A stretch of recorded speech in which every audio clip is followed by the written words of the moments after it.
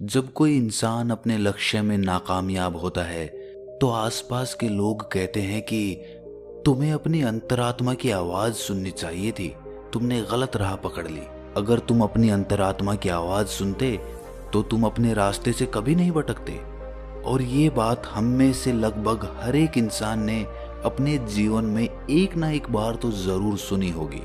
और ये सुनने के बाद हमारे मन में यही ख्याल आया होगा कि मैंने तो अपनी अंतरात्मा की आवाज सुन के ही ये काम किया था, फिर मैं इसमें नाकामयाब कैसे हो सकता हूँ। और अगर ये लोग सही कह रहे हैं कि मैं अपनी अंतरात्मा की आवाज नहीं सुन पाया, तो अंतरात्मा की आवाज होती क्या है? अंदर की आवाज कैसे सुने? कैसे पता करें कि जो आवाज हमारे अंदर से उठ रही है वो हमारी अंतरात्मा की ही है? तो आज की जो कहानी मैं आपको सुनाने वाला हूं उसमें आपको एक ऐसी विधि पता चलेगी जिससे आप अपनी अंतरात्मा की आवाज सुनकर अपने अच्छे जीवन के लिए अपनी अंतरात्मा से निर्णय ले सकते हैं। इससे पहले कि आप इस कहानी में खो जाएं, इस चैनल को सब्सक्राइब जरूर कर लें। तो चलिए कहानी शुरू करते हैं। एक बार की बात है, तथागत गौतम बुद्ध अपने कुछ शिष्यों के साथ किसी गांव से भिक्षाटन करके लौट रहे थे। शाम का वक्त हो चुका था, पक्षी अपने घोंसलों की तरफ उड़ान भरने लगे थे। बुद्ध और उनके शिष्य चलित ध्यान करते हुए चले जा रहे थे कि तभी बुद्ध को किसी के रोने की आवाज सुनाई दी। वो आवाज झाड़ियों के सन्नाटे को चीरती हुई आ रही थी। बुद्ध ने तुरंत अपने शिष्यों को रुकने के लिए इशारा किया और खुद उस झाड़ी की तरफ बढ़ना शुरू कर दिया। उनके शिष्य उन्हें देखकर चिंतित हो रहे थे, लेकिन बुद्ध ने उस झाड़ी की तरफ बढ़ना जारी रखा। तभी झाड़ियों के पीछे बुद्ध ने एक आदमी को खड़े हुए देखा। उसके सामने एक बहुत गहरी खाई थी और वो बुरी तरह से रो रहा था। वो अपना कदम उस खाई की तरफ आगे बढ़ाने ही वाला था कि तभी बुद्ध ने उन्हें पीछे से पुकारा। बुद्ध ने कहा कि नौजवान, लगता है तुम आत्महत्या करने के इरादे से यहाँ पर आए हो, लेकिन तुम आत्महत्या करने से पहले मेरे इन शिष्यों पर एक उपकार कर सकते हो। मरते मरते एक अच्छा काम तो कर ही जाओ। वो आदमी बुद्ध के शांत चेहरे को देखकर पूछता है कि मैं भला उनका क्या उपकार कर सकता हूँ। ये सुनकर बुद्ध ने कहा कि तुम अपनी आत्महत्या करने के पीछे का कारण इन्हें बता दो, ताकि ये भविष्य में वो गलती कभी ना करें जो तुम कर रहे हो। ये बात चोट करने वाली थी। कुछ देर के लिए वहां पर सन्नाटा छाया रहा और उसके बाद उस आदमी ने अपना कदम पीछे हटा लिया और उसने कहना शुरू किया। उसने कहा कि आज से 10 साल पहले मैं एक किसान हुआ करता था, खेती बाड़ी करता था और अपना घर चलाता था। उस वक्त मेरे पास धन कम होता था, लेकिन फिर भी मेरे परिवार का गुजारा आराम से चल जाता था। लेकिन मेरी पत्नी अक्सर मुझे ताने देते हुए कहती थी कि हमारे बच्चे बड़े हो रहे हैं, क्या इनके लिए तुम धन नहीं कमाओगे? जब तक हम दोनों जी रहे थे तब तक हमें कोई चिंता नहीं थी, हमारा काम इस खेती बाड़ी में चल जाता था। लेकिन अब जैसे जैसे ये बच्चे बड़े होंगे, इनकी पढ़ाई लिखाई का खर्चा हम कहाँ से उठाएंगे? तुम पैसे कमाने की कोई और व्यवस्था ढूंढो। इस तरह के ताने रोज सुन सुनकर मैं परेशान हो गया था। मैं कोई तरीका चाहता था, कोई रास्ता चाहता था जिससे मैं धन कमा सकूं। और फिर एक दिन मेरे अंदर से आवाज आई, तुम्हारे अंदर व्यापार करने का अद्भुत कौशल है। और ये ख्याल जब मेरे दिमाग में आया तो मैंने अपनी सारी जमीन बेचकर व्यापार शुरू करने का इरादा बनाया। मुझे पक्का यकीन था कि मैं व्यापार में जरूर कामयाब हो जाऊंगा, क्योंकि वो आवाज मेरे अंतर्मन से उठी थी, मेरी अंतरात्मा से निकली थी। इसीलिए जब सारी जमीन बेचकर भी व्यापार चालू करने के लिए धन नहीं जुटा पाया तो मैंने अपने रिश्तेदारों, अपने मित्रों से कर्जा लेना शुरू कर दिया और इस तरह मैंने अपने व्यापार की शुरुआत की। लेकिन पता नहीं मेरे व्यापार को किसकी नजर लग गई। शुरुआत में अपने व्यापार को जमाने के लिए मैंने लोगों को उधार सामान देना शुरू कर दिया, लेकिन जितना ही मैं उधार देता रहा उतना ही मेरा धन फंसता रहा और आखिर में उधार इतना ज्यादा हो गया कि मेरे पास उधार देने की क्षमता ही नहीं बची। और जब मैंने उन लोगों से अपना उधार वापस मांगा तो उन्होंने देने से मना कर दिया और मैंने जितना भी पैसा अपने रिश्तेदारों और अपने मित्रों से लिया था उन लोगों ने भी मुझ पर दबाव बनाना शुरू कर दिया। मेरे पास किसी को देने के लिए कोई पैसा नहीं था। जमीन थी वो पहले ही बिक चुकी थी। अब मैं करता तो क्या करता। फिर मेरी अंतरात्मा ने मुझे एक आवाज दी कि अब ये दुनिया तेरे लिए नहीं बची है प्यारे, तेरा वक्त यहाँ पर खत्म हो चुका है। तू जा जा, छोड़ दे ये दुनिया, जा आत्महत्या कर ले। और अपने अंदर की आवाज सुनकर मैं यहाँ पर आत्महत्या करने के लिए आया हूँ। ये बात बुद्ध और उनके शिष्य बड़े ध्यानपूर्वक सुन रहे थे। उसकी बात समाप्त होने के बाद बुद्ध ने उस आदमी से पूछा कि नौजवान, मुझे एक बात बताओ, जो आवाज तुमने व्यापार शुरू करने से पहले सुनी थी और जो अब आत्महत्या करने से पहले सुनी थी, वो क्या तुम्हारी अंतरात्मा की ही आवाज थी? ये बात तुम यकीन से कह सकते हो? ये सुनकर वो युवक कुछ सोचकर बोला कि हाँ बुद्ध, वो आवाज बहुत गहरे से आई थी। उस बात पर मेरा पूरा विश्वास था और वो बात मुझे पक्का यकीन है कि मेरी अंतरात्मा की ही थी। ये सुनकर बुद्ध उससे पूछते हैं कि अंतरात्मा की आवाज तो आत्मा से आनी चाहिए। क्या तुम्हें अपनी आत्मा का कोई पता ठिकाना मालूम है? तुम्हें पता है कि तुम्हारी आत्मा तुम्हारे शरीर के कौन से हिस्से में रहती है? ये सवाल सुनकर वो आदमी सकपका गया। उसने सोचा भी नहीं था कि कोई आदमी उससे इस प्रकार का प्रश्न पूछेगा। इसका बनावटी जवाब देते हुए उस आदमी ने कहा कि हाँ बुद्ध, आत्मा तो सभी में होती है और वो तो शरीर के अंदर रहती है, उसका कोई प्रमाण थोड़ी होता है। ये सुनकर बुद्ध कहते हैं कि जब आत्मा के होने का ही कोई प्रमाण नहीं है तो अंतरात्मा की आवाज होने का क्या प्रमाण है? और तुम अपनी अंतरात्मा की आवाज को लेकर इतना यकीन से कैसे सुन सकते हो?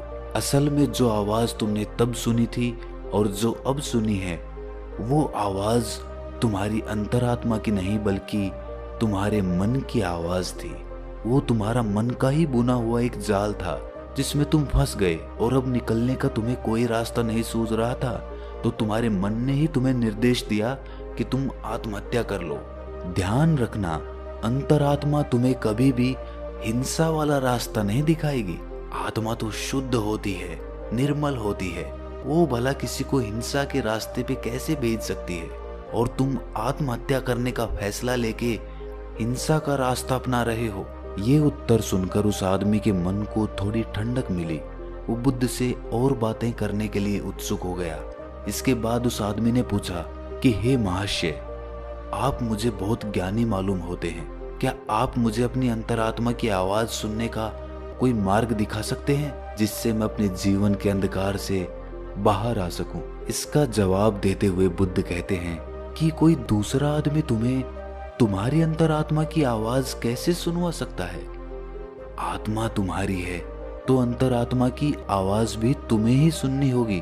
कोई दूसरा आदमी तुम्हें वो आवाज नहीं सुनवा सकता। अगर वो सुनवाएगा तो वो झूठ होगा, वो भ्रम होगा। अगर तुम सचमुच अपनी अंतरात्मा की आवाज सुनना चाहते हो तो तुम्हें सचेत होना पड़ेगा, तुम्हें जागना पड़ेगा, तुम्हें होश से भरना होगा। अभी तक तुमने सोए सोए ही अपना जीवन बिताया है, लेकिन अपनी अंतरात्मा की आवाज सुनने के लिए तुम्हें जागना होगा। अभी तो तुम्हें इन पक्षियों की चहचहाहट भी नहीं सुनाई देती, किसी के हाथ का स्पर्श भी तुम्हें महसूस नहीं होता। अभी तुम संवेदना के स्तर पर भी बहुत नीचे हो। सबसे पहले तुम्हें अपनी संवेदनशीलता बढ़ानी होगी, तुम्हें होश से भरना होगा और इसके लिए तुम्हें वर्तमान में जीना होगा। और तब तुम महसूस कर पाओगे इन हवाओं के झोंकों को, इन पक्षियों की चहचहाहट को, इस आसमान को, सूर्य की किरणों को, तालाब को। तब तुम्हें ये सारी तरंगे महसूस होने लगेंगी। इसके लिए निरंतर अभ्यास करो, इसके लिए निरंतर ध्यान का अभ्यास करो।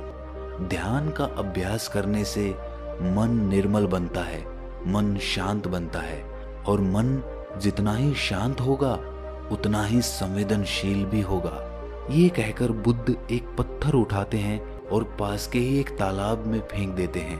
पत्थर फेंकने के बाद बुद्ध उस आदमी से पूछते हैं कि अभी तुमने तालाब में क्या हलचल देखी?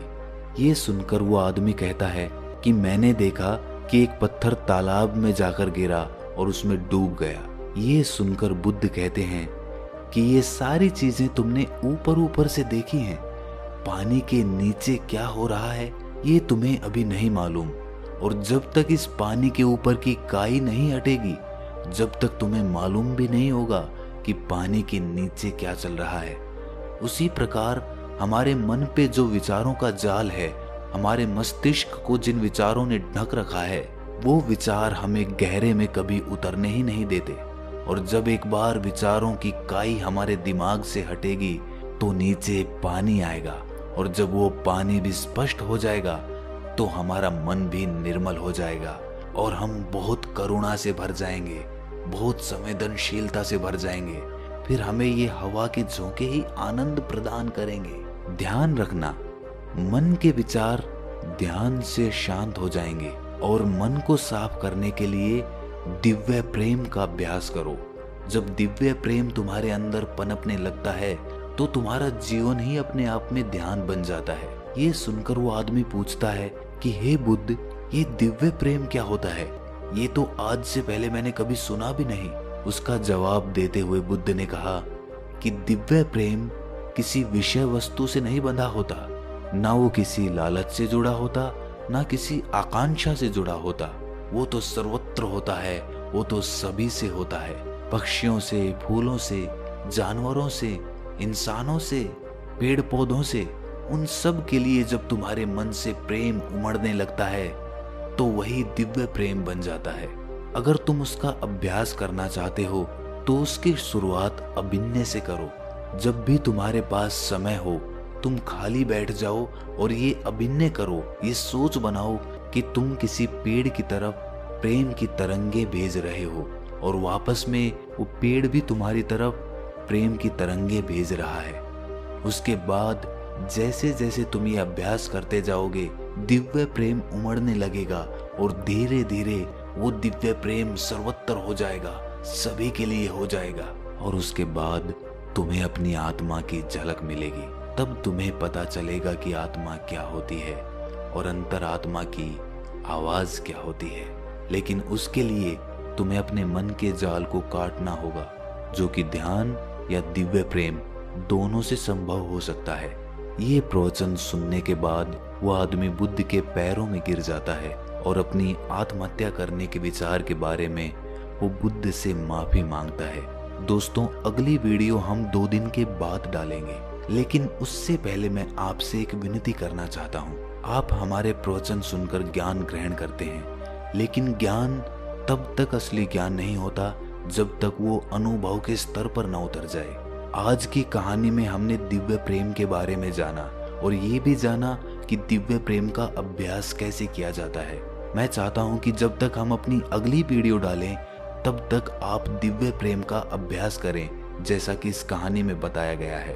उसके बाद कमेंट्स में आप अपने अनुभव शेयर कीजिए और आपके जो भी सवाल होंगे, जो भी समस्या होंगी, उन कमेंट्स में से एक कमेंट को ढूंढकर मैं उसका जवाब अपनी अगली वीडियो में दूंगा।